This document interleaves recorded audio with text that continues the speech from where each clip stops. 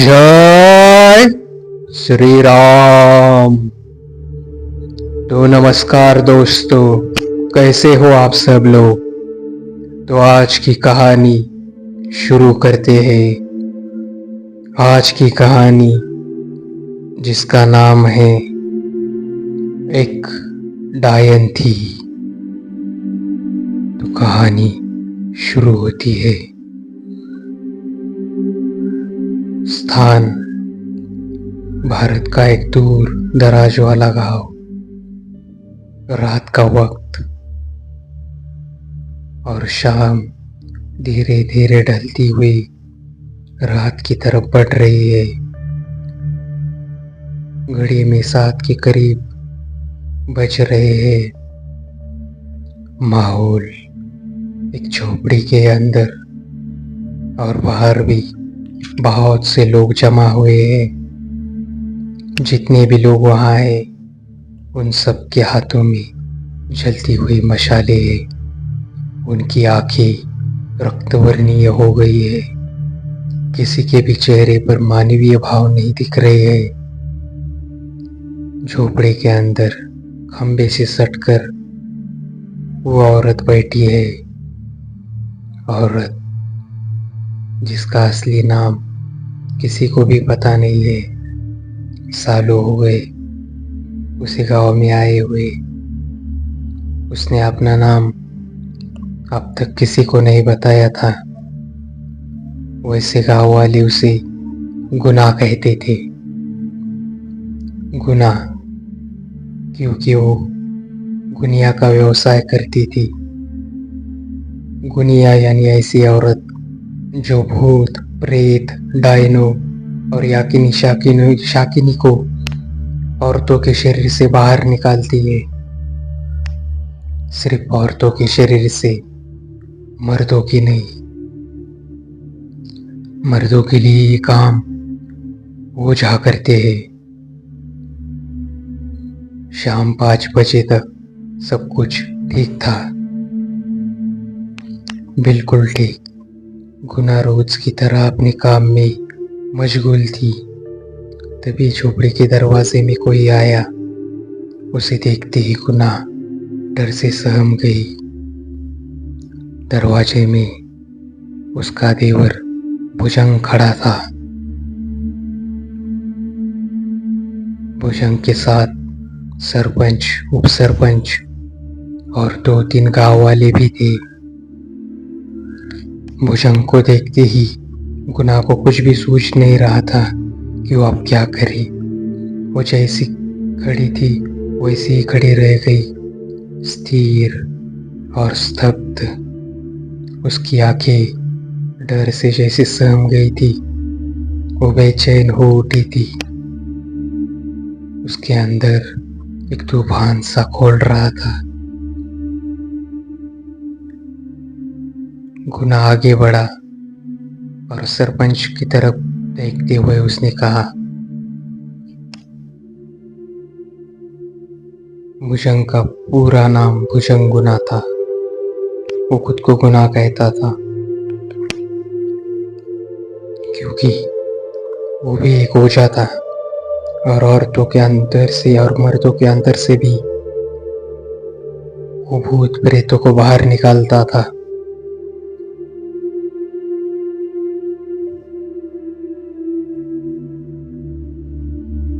उसने सरपंच से बोला कि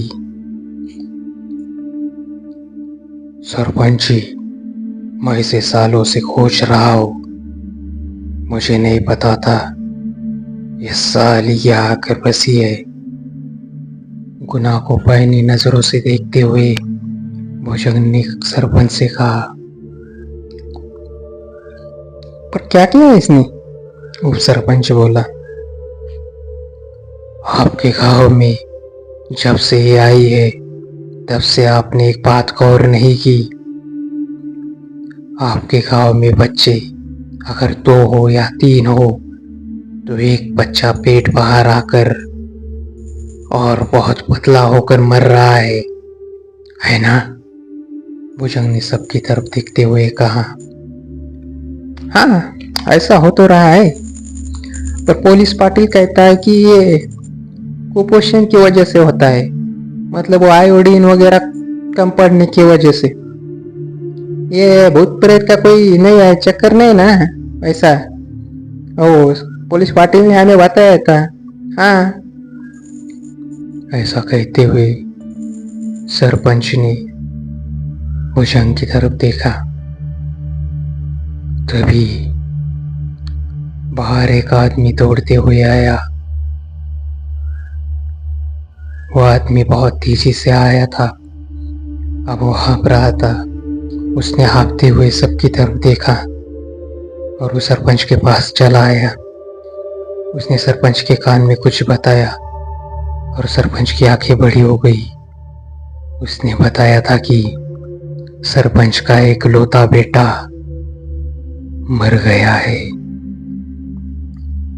तो सरपंच वहां से जा ही रहा था कि भुजंग ने उसे रोक लिया और कहा, सरपंच जी, आपके बेटे को भी इस गुनाह ने मारा है। आम औरत ही नहीं है, एक डायन है, डायन। बोलते हुए भुजंग की आवाज थोड़ी सी बदल गई थी।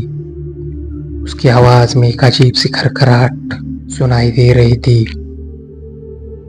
गुना ने अपनी नजर ऊपर उठाई और वो तपाक से बोल पड़ी, क्या क्या सबूत है आपके पास कि मैं एक डायन हूं? हाँ? इतनी देर से चुप खड़ी गुना अपना सारा डर समेट कर जोर से बोल पड़ी थी, सबूत? हाँ? सबूत चाहिए तुझे? हाँ? अभी देता हूं ना मैं सबको सबूत कि तू एक डायन है, और कैसी डायन है, हाँ? ये भी दिखाता हूं सबको। ऐसा बोलते हुए भुजंग उसकी झोपड़ी में कुछ खोजने लगा। वो सारा सामान तितर बितर कर रहा था, सारे सामान को टटोल रहा था। अरे पर गुना तो गुनिया है ना, वो गुनिया मतलब सारे गांव के अंदर से औरतों के अंदर से भूत निकालती है। तो ये कैसे हो सकती है कि आप ये जो कुछ बोल रहे हो वो ऐसा? एक गांव वाले ने सवाल उठाया, मेरे भाई, हाँ, मेरे भाई को और उसके इकलौते लड़के को ये औरत खा गई। सामान इधर उधर फेंकते हुए भुजंग जोर से बोल पड़ा। फिर वो थोड़ी देर ऊपर झुका और बताने लगा, हमारे गांव में नदी के किनारे मसान के पास एक डायन रहने आई थी। किसी को पता नहीं था कि वो डायन है। ये इस जिसे तुम गुनाह कहते हो ना, इसने उसका पता लगाया, उसी डायन से विथा लेकर ये डायन बन गई थी। और जानते हो डायन की विथा लेने के लिए क्या करना पड़ता है? अरे अपने बच्चे को और पति को मार डालना होता है, तो ही जाकर कोई औरत डायन बनती है। तो इसने वो बलि चढ़ा दी थी। बोलते हुए भुजंग झोपड़े का सारा सामान फिर से तितर बितर करने लगा। नहीं, ये सच नहीं है। हाँ, ये भुजंग झूठ बोल रहा है। गुना फिर से बोल पड़ी। उसे भुजंग से बहुत डर लग रहा था, बहुत डर। बोलते हुए उसके हाथ भी कांप रहे थे। सब सारे गांव वाले गुना की तरफ देखने लगे और उसने कहा, मेरे मर्द को खेत में नाग ने काट लिया था। और मेरा बच्चा नमक में आयोडीन की कमी से मर गया था। एक वक्त का खाना न मिलने की वजह से वो मरा था। डॉक्टर ने कहा था उसके शरीर में आयोडीन की मात्रा, प्रोटीन की मात्रा कम है, इसलिए इसलिए वो। और रही बात उस औरत की जिसके बारे में भूषण कह रहा है, वो औरत जिसे डायन कह रहा है, वो हमारे गांव में रहने के लिए आई थी, लेकिन वो औरत मेरे मायके से थी, इसलिए रोज उससे मिलने जाती थी मैं, ना कि विदा लेने के लिए। वो एक विधवा औरत थी, तो उसे अकेलापन ना लगी, तो इसलिए सफाई देते हुए गुना सबको समझाने लगी। और तभी भुजंग ने अलमारी से छोटे बच्चे के कपड़े निकाले। वो कपड़े देखते ही सरपंच वहां दौड़ पड़ा। वो उन कपड़ों को पहचान गया था।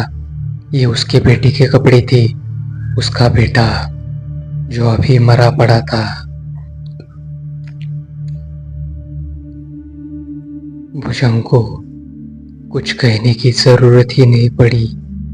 एक लाल रंग सरपंच की आंखों में उसे दिख रहा था। सरपंच की समझ से गुना ने जादू टोना करने के लिए वो कपड़े चुराए थे, बल्कि असलियत ये नहीं थी।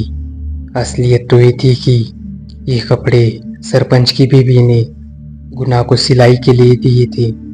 नए कपड़ों में एक बार टाका मारने से कपड़े फटते नहीं है, इसलिए ये कपड़े गुना के पास थे और कोई भी वजह नहीं थी।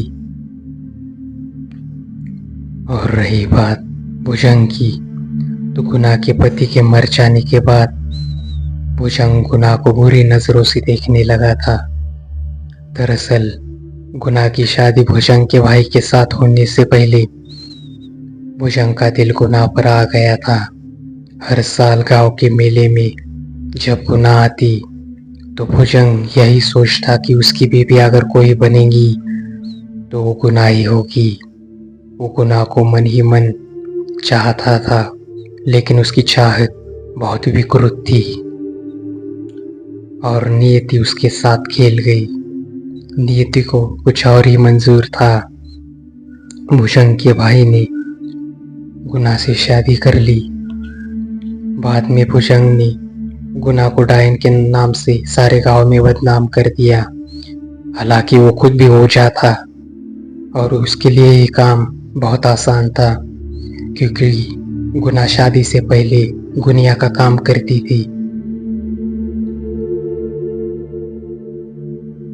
और उसने सिर्फ गुना को गांव में बदनाम ही नहीं किया, बल्कि उसके साथ बच्चों को मारने वाली बातें भी जोड़ दी। भुजंग आसानी से ये कर पाया था। परेशान होकर गुना वो गांव छोड़ दिया जिस गांव में भुजंग का वास था। इस वक्त 7 बज रहे थे। पूरा गांव बहुत गुस्से में खोल रहा था। गांव वालों के हाथों में जलती मशालें थी और झोपड़ी के खंबे से लगकर गुना स्तब्ध बैठी थी। उसके चेहरे के सारे भाव मर चुके थे। अब उसे अपने बारे में कोई भी सफाई नहीं देनी थी, क्योंकि अभी थोड़ी देर पहले सरपंच की बीवी इस बात से मुकर गई थी कि उसने गुना को अपने बच्चे के कपड़े दिए थे। वो भी गुना को दोषी मान रही थी। पूरा गांव जैसे क्रोध में चल रहा था, सिवाय एक लड़के के। उस लड़के का नाम राम था। उसकी उम्र 25 साल के करीब थी और वो लड़का कॉम्पिटिटिव एग्जाम की तैयारी करता था। राम का गुना के पास आना जाना हमेशा लगा रहता था। वो पढ़ाई करने के लिए गुना की झोपड़ी के पास छोटे पीपल के पेड़ के तने के सट कर बैठता था। राम गुना को बहुत अच्छी तरह से जानता था। अगर उसे प्यास लगे तो गुना के मटके से वो पानी भी पिया करता था। और राम ही जानता था कि गांव में जो बच्चों की मौतें हो रही है वह कारण नहीं हो रही है, उसका कारण सिर्फ कुपोषण है और कुछ नहीं। बच्चों को सही मात्रा में प्रोटीन, कैलोरी और आयोडीन ना मिलने की वजह से, कुपोषण की वजह से मौतें हो रही है। इसका डायन वगैरह जैसी चीजों से कोई भी लेना देना नहीं है। कोई राम ये बात अच्छी तरह से जानता था और इसी वजह से गांव में बच्चों की मौतें हो रही थी। राम ने वो दिल दहला देने वाला नजारा देखा, उसे कुछ शंका हुई और वो पैदल ही गांव के बाहर भाग पड़ा। वो बहुत भाग रहा था, वो शहर की तरफ भाग रहा था। पूरी रात भर राम भागता रहा। पुलिस स्टेशन गांव से बहुत दूर था, बहुत ही दूर। सवेरे का वक्त, सूरज उग रहा है।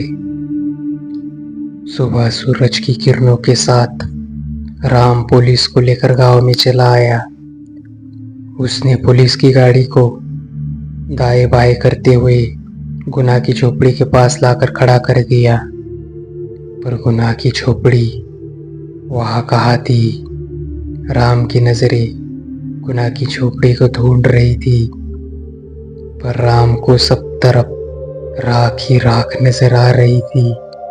बस राख, राख के सिवा वहां कुछ भी न था। थोड़ी दूरी पर बैठकर भुजंग चिलीम पी रहा था। राम उसे पैनी नजरों से देखे जा रहा था, बस देखे जा रहा था। और एकाएक राम की नजरें बड़ी हो गई। राम 2 कदम पीछे हट गया। भुजंग जहां बैठा था उसकी ठीक 6 फीट दूरी पर एक आदमी खड़ा था और उसके साथ एक छोटा बच्चा जिसका पेट बाहर आया था। पर राम इन दोनों को पहचान नहीं रहा था ये कौन थे। ये राम नहीं जान पा रहा था, लेकिन वो बहुत ही अलग लग रहे थे। राम को इतना तो पता था कि भुजंग के पास जो दोनों खड़े हैं वो इस गांव से नहीं है। और एकाएक राम को याद आ गया कि उसने इन दोनों को आज से पहले कहीं देखा था। और राम को याद आई वो तस्वीर जो उसने गुना के झोपड़ी में देखी थी। गुना ने उसे बताया था इस तस्वीर में छोटा बच्चा उसका है और ये उसका पति है। राम को पसीना आ रहा था। गुना का पति और उसका बेटा भुजंग के करीब 6 फीट दूरी पर खड़े थे। और तभी राम की नजरें पीपल पर पड़ी, वही पीपल जिसके नीचे राम पढ़ाई के लिए बैठता था। उस पीपल पर गुना बैठी थी। गुना जो पूरी तरह से जल चुकी थी। राम सहमता हुआ नीचे बैठ गया, क्योंकि वो जानता था कि गुना के साथ अब क्या हुआ है। वो सामने देख पा रहा था गुना का जला हुआ प्रेत पुलिस शिनाख्त के लिए ले जा रहे थे। और वो सब कुछ समझ गया, सब कुछ। भुजंग वहां से उठा और चलने लगा और उसके पीछे पीछे वो आदमी और बच्चा भी चलने लगे। और गुना अपने दोनों हाथ आगे करते हुए भुजंग के करीब पड़ी और डर से राम की आंखें सहम गई। आगे का नजारा राम देख नहीं पाया। 1 घंटे बाद ऐसा लग रहा था जैसे भुजंग को जंगली भेड़ियों ने कुचल कर फेंक दिया है। किसी को भी समझ में नहीं आया कि भुजंग के साथ ये क्या हुआ था। वहां खड़ी पुलिस बस देख रही थी। पुलिस ने गोलियां भी चलाई, पर वो सब हवा में ही फायर हो गई, क्योंकि भुजंग को जो भी फाड़ रहा था वो इंसानी आंखों को दिखाई नहीं दे रहा था। भुजंग के सारे मंत्र फीके पड़ गए थे। भुजंग मौत की घाट उतर चुका था। ये सारा नजारा साहब पुलिस और राम भुजंग की नजरों से सिर्फ देख रहे थे।